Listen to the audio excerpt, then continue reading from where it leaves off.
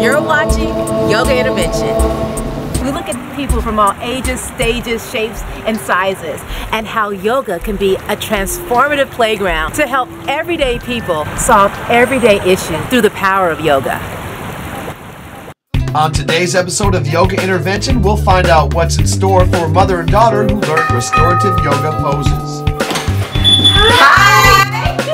Good to see you, Angelica Cookie. Good to see you too. I understand you're in need of a yoga intervention.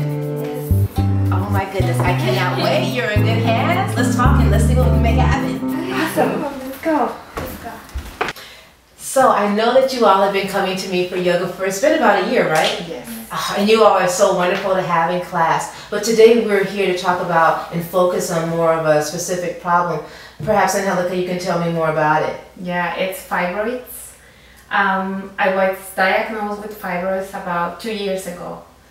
And what it does is it's really painful and it has consequences. Can lead to miscarriages, it can lead to a different health problem. You know, that's the thing about uterine fibroids is that it's not one, it is the least life-threatening disease of the female reproductive system, but it's the #1 reason why Black and brown women get hysterectomies. So that's really important that we take some type of measures so that, you don't have to go down that path. And so I really commend you for being really proactive and even involving Cookie. So tell me your thoughts on having Cookie involved, in this path with you.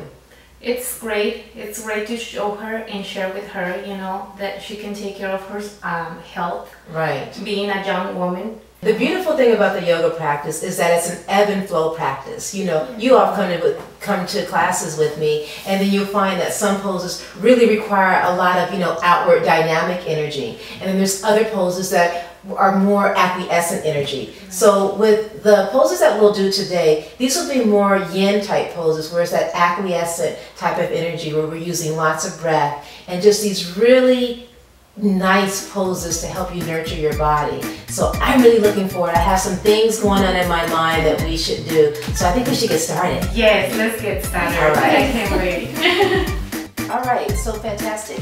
Why don't I have you all come into all fours? So come into your hands and knees and allow the tops of your feet to touch the mat. So Angelica, why don't you come up just a little bit further? Yeah, perfect. And so your knees, bring them hips distance wide.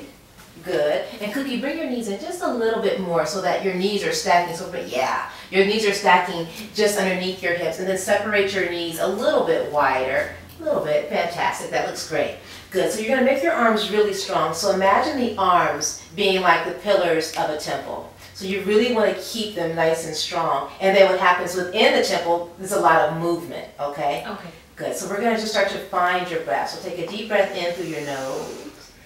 Good, and slowly through the nose, slowly exhale. And we'll start to add movement. On your inhale, lift your head, your chest, your hips. Lift your gaze. Good. Exhale, press the hands round the spine, tuck the chin. Draw the navel deep, deep toward the low back. Beautiful. Inhaling, drawing forward. Lifting your head, your chest, arching the back.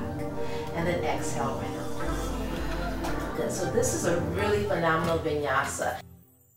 All right, so next we're going to move into legs up the wall pose. And so you really don't need any props at all for this. The only thing you absolutely need for legs up the wall is obviously a wall. A wall. And so fortunately we have a wall. But also what's nice is if you have a bolster. So what I'm going to ask you to do is to grab your bolster and then place the bolster just about an inch or so away from the wall. Okay. And then you'll take a seat on the edge of the bolster so that you can actually swing your legs up the wall. So you can sit at the edge and get as close to the wall as possible. So bring your hip, your shoulder up against the wall. Good. So you're going to reach for the strap that's beneath your legs. Good. And then take your arm closer to the wall and reach it all the way behind you. So switch hands, Angelica. Yes, there you go. And then on your inhale, you're going to simultaneously swing the legs up the wall, roll down onto the mat, not onto the finger to the floor. So it's kind of tricky getting up the wall, but once you're there, you're there. So, yes. Let me get these out the way so you have a little bit more room to kind of maneuver. There you go. Now, once you're here, if you feel like you're crooked, it's no big deal because the hard part is over. You've already got your legs up the wall. So what you can do from here is, if you need to, is bend your knees and place your feet on the wall. And then, so if you need to move your hips, you can just press the feet, lift your hips, and move your hips side to side, or scoot up, or move the bolster even if you like to, and just get real comfortable with the legs up the wall. Good. And then let the legs completely relax. Let the pelvis relax. And then take your arms like into that cactus shape with the palms face up. And then let your shoulders relax. Allow your feet to soften. Good. And now imagine your breath moving deep into the pelvis. And then as you exhale, just let the breath slowly, slowly release. And from here, start to bend your knees and bring the soles of your feet to touch. And then just let the knees drop away from each other. So as long as the hips are happy and comfortable here, you can stay here for as long as you like. So this was considered more of like a restorative pose. This is something that you can hold for a minute, 2 minutes, 15 minutes, however long you have time for.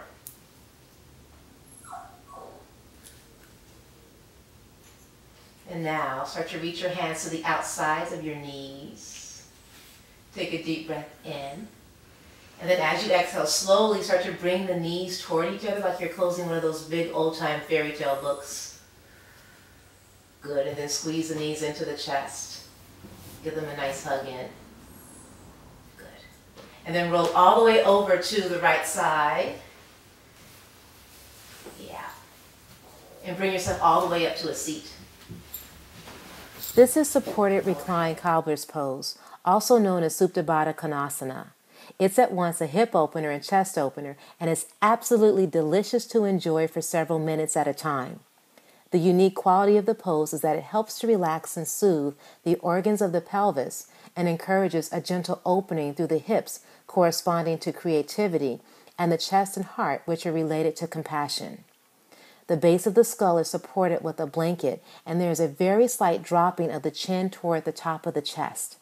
These secondary actions of the pose balance the more dynamic chest and hip opening qualities by facilitating the activity of the front brain to soothe, and the jawbone and musculature of the throat to soften. The energetic action fosters the balance between the head and heart, between logic and reason, and emotion and passion. The blanket around the ankles is used in this variation to support the connection to the reproductive organs. So tell me, how did it make you feel? I felt so relaxing in my shoulders. Yeah. They expanded more, and my hips too. Yeah, this is that last pose is absolutely my favorite. What about you, Angelica? How was it for I you? felt a lot in my hips. Yeah. Well. Yeah, and my problem has been the shoulders, as you know already. Yes. So yeah, it really helps. Thank you so much, Kelly. You're welcome. I hope you find them useful. Thank you so much for inviting me into your home. You have a fabulous day. Thank you, Kelly. You as well. Can you imagine having a box filled with a potent array of superhero quality tools that you can pull out and use to address whatever is going on in your body? Well, that's exactly what having a sustainable yoga practice is like. When addressing a particular health issue, it's great to use the power of yoga as an adjunctive therapy, as in the case with Angelica and Cookie, in addressing uterine fibroids. The beauty of this intervention is that we see Angelica speaking openly about her health concern and proactively using the tools of yoga to do something about it with her daughter at her side. How powerful is that? The vinyasa, a phrase often used in a flow yoga class, simply means to place in a special way. And what the yoga practice aims at embodying is linking or placing the movement of the body with the current of the breath.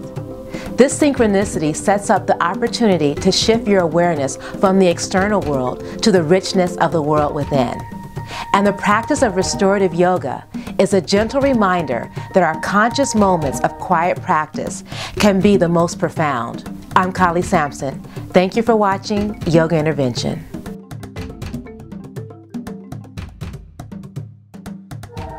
For more information, including instructional videos and other resources, go to KaliSampson.com.